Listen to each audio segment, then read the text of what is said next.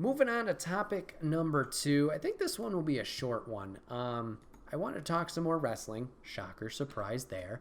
So I was thinking back to a previous topic that we have done here on the show where I kind of talked about NXT and their success failure rate to, bringing people up and their level of success.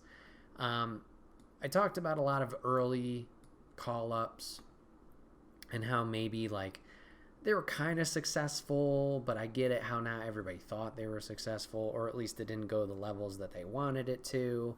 But I kind of had an epiphany the other day at work, and I was thinking back, and I'm like, you know what? NXT didn't really mess up as much as I think Vince and maybe the other higher-ups have thought it did. Obviously now NXT is kind of going through a big rebrand. They're going through NXT 2.0 right now, and they're focusing less on indie talent, so they're not hiring them, and they're focusing on their own homegrown talent to kind of fit into the system. As for that product, I only watched the opening week. I still stay, up to date mainly on Twitter and social media for what's going on in it. But the show is definitely a lot different from the black and gold brand that we used to know. And it's got its pros and cons. I understand why they'd want to do it, kind of make everybody their way off the bat. But it's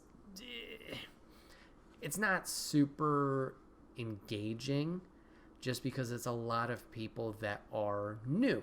And there's nothing wrong with that. Obviously, how are you going to get better at stuff? You need the experience and you put in the time and the effort. I get that. But as a viewer, it's not exciting to watch. And don't get me wrong, there's still some indie talent there that was already signed previously. Ciampa's still there as champion. Gargano's there, but he hasn't been on TV. I think he might be hanging out with Candice while she's pregnant. You have MSK still there. You got Roderick Strong still there, Kyle O'Reilly, and a few others, Io Shirai. But other than that, it's new people. So, anyways, I'm thinking back and I'm like, I know you didn't accomplish your goal of NXT destroyed AEW and that whole thing. But you got to give NXT some credit that it actually has worked out in the main roster and WWE's favor. And while you didn't get a 1-to-1 ratio of everybody coming out of that product or out of that brand as a star, how could you? How could you possibly expect that? That would be way too many people. And even think back to the Attitude Era. Attitude Era, they had so many people on that roster. How many really elevated and catapulted themselves to the top? So I just kind of wanted to talk about in their main roster now. Like I said, this may be quick. How many people are NXT involved? Whether it was they were there for a minute or they were there for a couple years.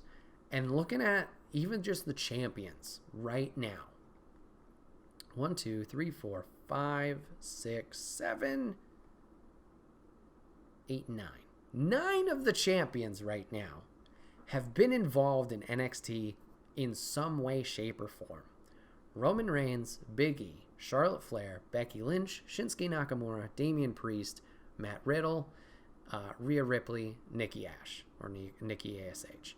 All NXT. All NXT in some way, shape, or form. Now, granted, I get it. Shinsuke was big in Japan. Damian's been on the indie scene for however long.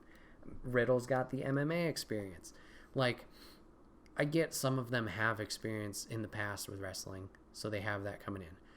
But the fact that 9 of these people are your champions right now, you can't say NXT was a failure. That's kind of stupid. Even if you're going to continue the rosters here, people who are up there and doing things, in the constant rotation of storylines or round. Alexa Bliss is another one. NXT from the start. You have the Street Profits, Angelo Dawkins, and I can picture his name or see his face, but I'm blanking on his name. Ooh, I'll find him eventually. Gotta keep scrolling. You know I'm talking about, Street Profits. This is probably great for audio listeners. I'm just going to keep rambling. Hello. How are you today? Where are you, sir? Montez Ford. Jesus, so sorry about that. People probably shouting at me like as they're listening. It's Montez. Street Profits are up there. For the ladies, obviously we got, Bailey's on there. Bianca Belair, Asuka. Carmella's not, everybody's favorite, but like Carmella, Dana Brooke, Mandy Rose, Sonya Deville, Liv Morgan, like all NXT. You got Apollo Crews has been IC champion. He was in NXT. I know he took a little while to kind of get the ball rolling, so I get that one. Who else we got going here? Cedric, no, he was just Cruiserweight Classic. Chad Gable is a 50-50. He's been, he's in stuff, but since the tag team with Jason Jordan, unfortunately, American Alpha broke up, he's been kind of in this weird limbo. I know he's tagging with Otis right now, who also is NXT, but I don't know if they're super successful compared to some of these other ones. Already talked about Damian Priest. Obviously, he's doing great stuff over there. Doudrop's doing her thing. She's getting a little momentum, but we'll see how that plays out. Drew McIntyre, another world champion. I know he was in the company before, then went to Impact and some other indies, and then came back. But it did a little programming in NXT, so it's working. Elias was huge on the main roster. Even in NXT, he was kind of Florida audience didn't really care for him, but he blew up on the main roster. You got the Viking Raiders. Not that they're bad, just not a lot of success there for them. I think they've been tag champs, but other than that, Finn Balor obviously doing great things. Who else we got here?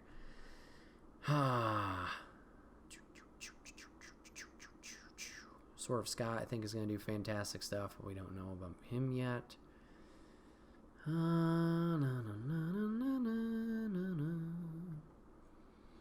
don't know. Cross is doing stuff. The main thing I want to get at is just, I don't think this is as much of a failure as they keep claiming it is. There's people like Kevin Owens and others that have had a lot of success in the main roster and have been part of their main go-tos for a lot of this. Sami Zayn's another one I can think of. These people are involved in a lot of stuff. So it's just weird that they can kind of be like, oh, NXT's shit. You're not doing what we wanted you to do, where it's building stars for the future. Wow. I get it. Once again, it's not maybe the one-for-one that they were hoping for. But honestly, with the amount of talent that they have, how you would never be able to use everybody. It's just an insane amount of talent there. So it just thinking about it again kind of sucks. We'll have to see with 2.0. We'll have to see how this kind of plays out. Obviously, it's only a few weeks, maybe a month at most, of this brand change, of this rebrand, whatever it is. We'll have to see how the success rate for it. As of right now, iffy, but we'll have to see how it plays out. The thing I just can hope for is the indie talent that is still in NXT. Your Ciampas, your Garganos, your Strongs, Io Shirai, etc. Is these guys don't get the short end of the stick. And what I mean by that is if they want to stay in NXT, if they want to do the role that, probably corporate or whoever is giving them of hey, we have these green guys, these new guys, we need experience to help them out. If they're fine doing that, more power to them. Stay down there, help those guys out, let them get over, let them build an experience, or get the experience they need. But I don't want it to be just a new wave of all new guys have to be the champion, and you guys are the old crowd stuff. We don't care about you anymore. If you go up to the main roster, if they do make that move, cool. But I want them to be successful up there too. Especially for how many years some of these people and talents have been around in NXT to just be you're trash. Oof. Big yikes. So yeah, just some quick thoughts on NXT, call-up wise, success rate. Just wanted to revisit, rehash, I don't know, something I wanted to vent about.